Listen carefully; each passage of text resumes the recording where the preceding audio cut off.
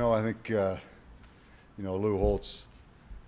You can't help it when you're with a guy like Lou Holtz for 3 years. Hold on to some of the things he says and how he does things. And Lou Holtz always said, "Win." If you break "win" down, it stands for what's important now, and that's really true. As you guys know, we just finished up spring practice. That's certainly one step, but you've already transitioned now to the next step. What's important now, and what's most important now for our players is, number one, academics. We've got a couple weeks left in this semester. Then we have finals. We've met every single week. Every Thursday morning we've met from about 8 to 9:30, and we've gone through every player's academics. We've been very proactive, but the reality is, we've got some guys that got behind the game, fell into a hole in the fall. So academics, that's what's important right now. I think the second phase, anytime you enter into the summer, once they get through that should be the best time of year for players. But also comes some added time. We had Chief Kathy in yesterday, our police chief here on campus, who has 35 years on campuses, 16 years here as the chief of police at University of New Mexico, speak to our players about just all the pitfalls out there. I think it was a great message. She has a great delivery, and she challenged our players to take care of their business in the off season. And then obviously the third thing is just to get in there with Coach Hilgart and get started. So, what's important now for us, academics, players taking care of their business, and continue to develop from an off-season standpoint, because quite honestly, the first part of our off-season in January was just getting guys in good enough shape because they had such a long layoff, so they could partake in the off-season. So I think we've made some strides. I really do. So far as having a foundation on which to build on, and that's really what we're doing. But it's exciting. I got a call yesterday from Houston Nutt. A lot of you guys know Houston Nutt. He was the head coach at Arkansas and at Ole Miss, and he and his wife are coming in town today, actually staying at a resort. And I've known him for a long time, and we just talked about things. And he said, "How you doing? How do you like it?" And I said, "You know what? I've had a chance to do a lot of great things over the last 10 years, but nothing compares, to what we have the chance to do now. This is more fun, more rewarding than anything I've done over the last 10 years, as good as that was." And he understands that, as only coaches would understand that. But we're all very fortunate to be in this situation and get to do what we get to do. And it's exciting. It's exciting. I had some guys in this morning, and, I mentioned Lou Holtz. Lou Holtz was in. Barry Alvarez was in a couple weeks ago, who's a good friend of mine. Both of them in my office. Look out that window in my office. They've never been on this campus before. Look out that window and say, "You know what? This is a heck of a place." You take them around our facilities and show them our facilities, heck of a place. So there's no reason why we can't get this done. But it is going to take some time. But I'm encouraged. We took the first small step to trying to get this thing back to being stabilized and moving forward. So with that said, you guys have heard me talk a lot. Just any questions, we'll take this anywhere you want to go with it. Coach, you talked earlier about culture change. Do you think you got that on the team? I think you probably should talk to the players. I think from our standpoint, we've instituted some things and asked them to do some things probably that they haven't done before. I think we've started to initiate that. I think the players would be the ones to compare it to something else or what it was in the past. I don't really know. But we've started to get things implemented the way we want to do it, and I see the players trying to please us. So I'd like to think so, but I don't have much to compare it to what it was before. Can you give us sort of a state of the union, state of the program now that you have really gotten to meet the players, Sure, and see what they have, and just really where is it? I mean, is it at ground zero? Is it? I'll let you formulate. Yeah, I think that's a fair question. I still think this program is in a vulnerable state. It's been through a lot of things over the past several years. You know, we're at a vulnerable state just because, again, the scholarship numbers, the numbers Greg gave to me, that's one thing. But you look at the true number of scholarship players. Again, I think now we're at 67 were brought in the last 3 years. 33 are here and 34 have left. We've won 3 games over the last 3 years. Let's not minimize how vulnerable and how fragile the program is moving forward. I know we can get it done here. I know we can. But I also know we need everybody to buy into this right now. And it's going to take everybody united to make it move forward where everybody wants it to be. But I look at Albuquerque, I look at this university, I look at the facilities. There's no reason why we can't do it. But I'm not going to sugarcoat it. It's extremely, extremely fragile and vulnerable. We have 2 scholarship quarterbacks on this team. One of them's a fifth-year senior. We all know what his past has been here. We have one that's should be in high school right now. We have 2 scholarship tight ends. Neither one of them practiced in the spring. Lucas Reed came back the last week. We have 7 eligible offensive linemen right now. And the list could go on and on. So let's not sugarcoat it. But I really feel confident we can do this. But people need to know where it is. People need to buy in, jump on right now, because we are just building this thing. We need everybody to help us build this thing moving forward. We can't have people wait till, oh, they won 7, 8 games, and now I start coming to the games. People need to come now. College football, I've gone all around the country for the last 10 years. I've seen how important college football is to communities, to cities, to college campuses. New Mexico, Albuquerque deserves to have that and should have that. But everybody needs to help to build that back. You can't sit there and wait until it starts happening. We got to have people help us start to develop that and bring it back to this campus. So I've done a lot of talking. I'm more excited now than I was when I took this job. I've seen the kind of coaches we can bring in here. I've seen the kind of players we can recruit here. I see we have some guys that care on this team. There's some people on this campus that care. But I also realize where the program is. I don't care why it is where it is. I'm not judging whose responsibility or whose fault it is to be where it is. It's just where it is. We're vulnerable. But how rewarding it will be for everybody to buy in right now and build this thing back. And I look at this stadium, I look at this setting, I picture what fall weather is like here. This can be big-time college football. But we can't wait till it becomes that. People have to jump in now to help us build to that point. But it'll be extremely fulfilling to everyone. But it's going to take everybody. And I love it. I love that. That's why I'm here. That's why these coaches are here. And that's why these people here should jump on this too. Because that's what's fun. You know, it's that old saying, it's easy to be a Yankees fan. Or it's easy right now to be a University of Texas fan. What's really rewarding is to jump on and be a Lobo fan right now and start building this thing with us as we go. You know, so I don't know if that answers your question, but there's no question in my mind we can get major college football to Albuquerque, New Mexico. No question. Coach, position-wise, do you know anything now that you didn't know 5 weeks ago? Yeah, I mean, I said, you know, after our 10th practice, I felt like that was our first practice. Sure, there's no question we have a good feel of what we think we can do and who we can do it with.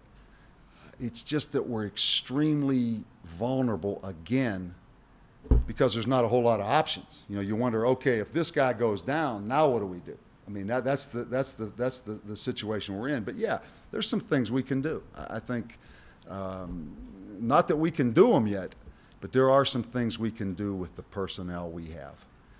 And that's the fun part of coaching, is taking your however many guys it is and saying, let's have a plan in place to see how many games we can win and also build for the future. That's what you do this for. But yeah, I mean, there's definitely some pieces there. What are some of the things you think you can do? And you know, you you ask the fans, show up, come support us, what can they Yeah, I expect think to that's a see? great point. You know, I think first of all, eventually we can be a team that doesn't beat ourselves. You know, you've heard me talk about no self-inflicted mistakes. I think that is huge, huge for this program. We cannot have self-inflicted mistakes. We have to be a disciplined football team. Turnovers, turnovers. You know, two important stats, the only stats that matter, final score and turnovers. Kicking game. I'll be very disappointed if at some point we don't become a great special teams football team. So that old thing of, you know, how do we win? No self-inflicted mistakes, turnovers, and kicking game. You know, we have to work towards being a disciplined football team. And I think fans appreciate that. Fans appreciate that when you can just control the things you can control and be as good as you can be. And then you can't control who your opponent is or how many scholarships they have or how much depth they have. You can't control that. But if you can control the things you can control, you'll have a fair shot to win a lot of games when you do that. So that's where we're starting from. Let's worry about us first. Let's worry about the product we put on that field first. And let's judge us on what we are. Don't compare us to everybody else we play right now. Come into this stadium and judge us for us. And watch our chemistry, watch our body language. You'll see some things where we're coached. Now, we're still going to be a work in progress in those things. But to me, that's where we start. You know, don't worry about where we stack up against everybody else.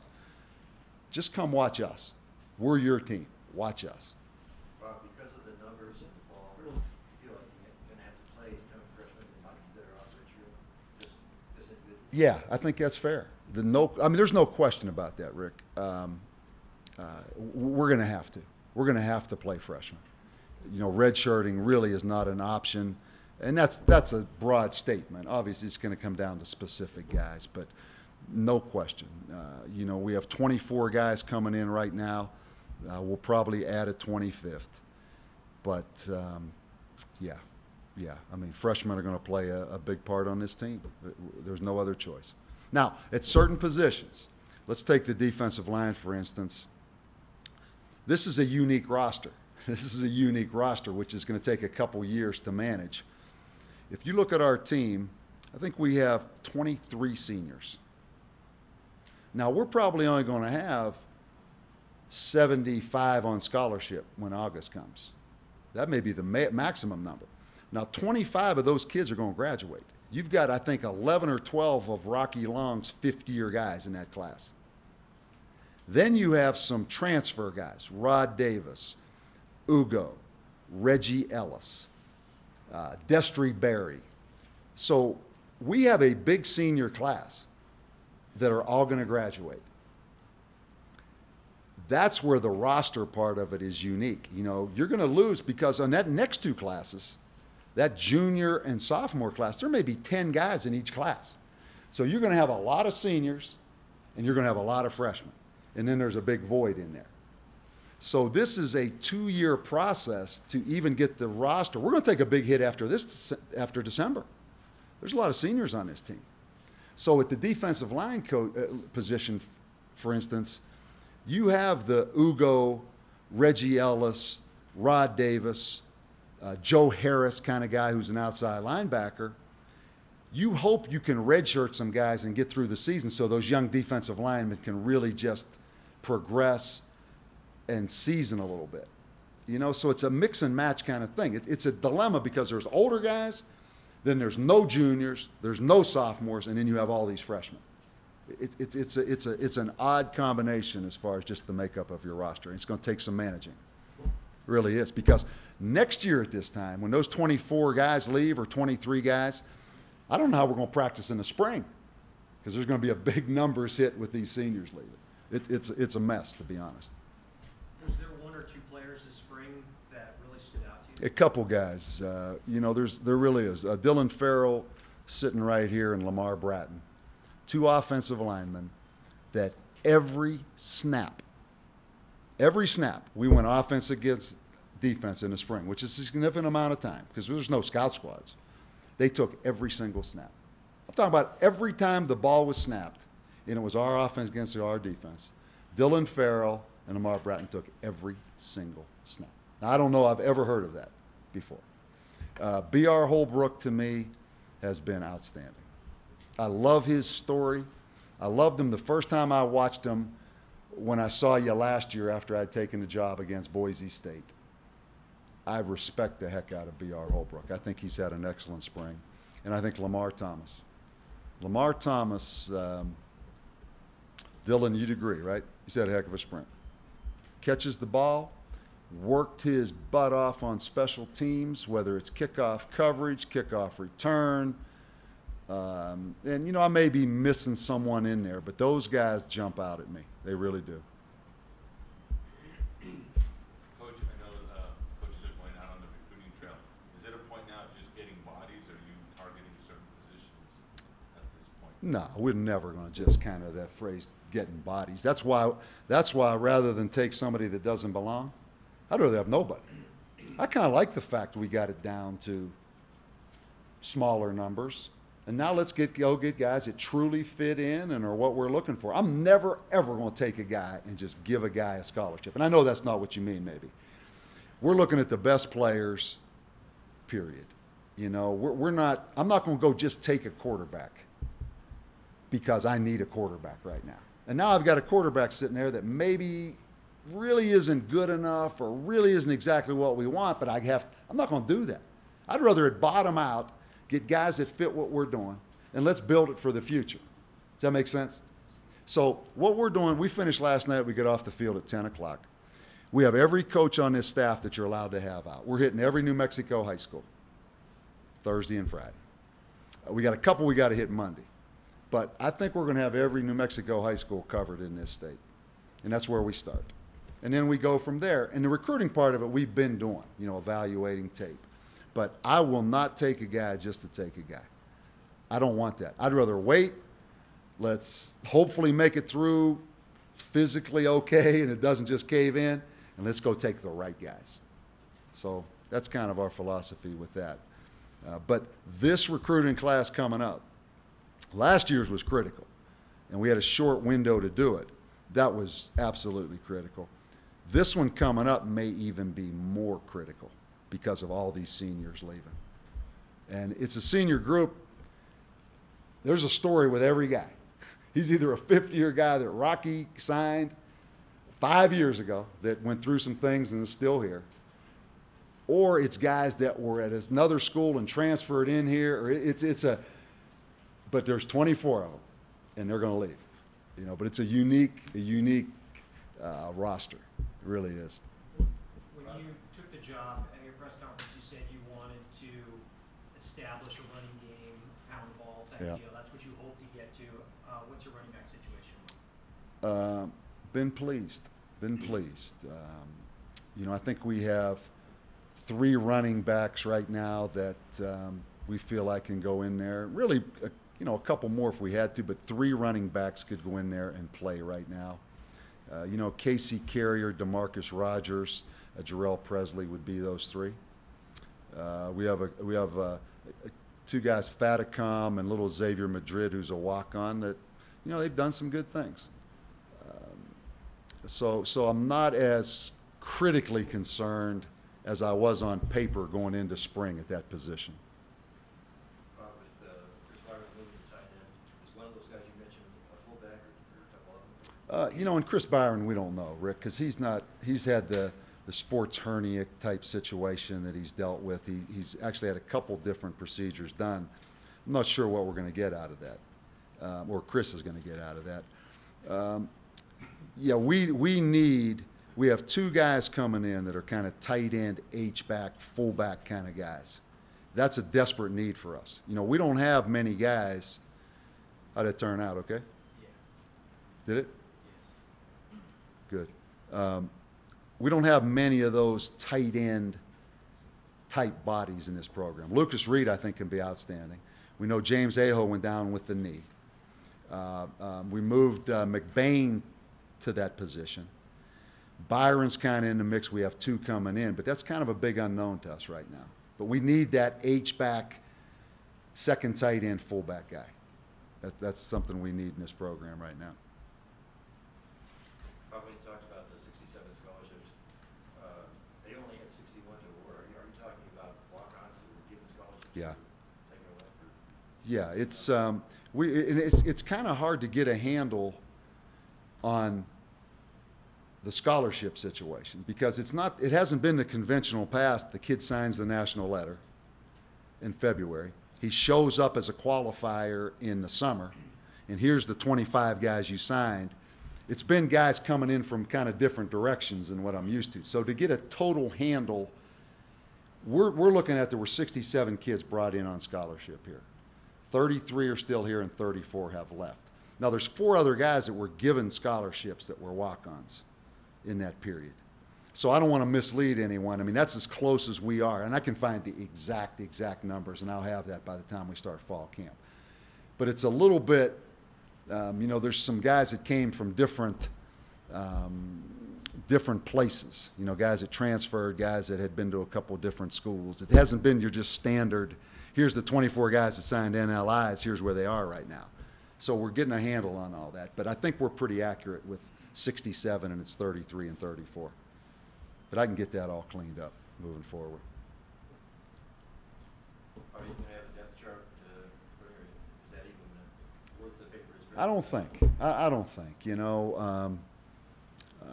I don't know. You know what they are. I mean, we only have certain numbers at certain positions, and all those guys are probably going to play. In our mind, we probably have who we think's number 1 and number 2, but I'm not sure it's really worth to just put that whole thing out there right now because it's going to change. There are 25 new guys coming in. Again, we do have to get through academics. There's some guys that were in holes from the fall that are working hard, and everybody's working hard, but that may change 10 days from now. So there's no sense putting it down on paper right now. Positional groups that really kind of step forward in your mind? I think, our offensive line, I think, has been beaten up probably, from the degree, I don't know, just from what I've heard. But again, I look at Dylan, I look at Lamar, Corey and Chambers, Big Larry, Calvin McDowney, as he continues to get in better shape. I thought they had a good spring. They stayed healthy. I mean, for our offensive line to get through spring with as limited, as few bodies we had, that's a testament right there. I'm pretty pleased with that group. So I would say probably our offensive line would be the group. I think our receivers, we have some experience there, and you can tell that. We've got the 3 older guys, and Lamar and Ty and Quintel. Those guys probably stepped up. And then the walk-on group. I look at the group of walk-ons, as I mentioned before. Tim Foley, Adam Mitchell, Magnet, the wide receiver, Vega. That group kind of stood out to me a little bit. Xavier Madrid.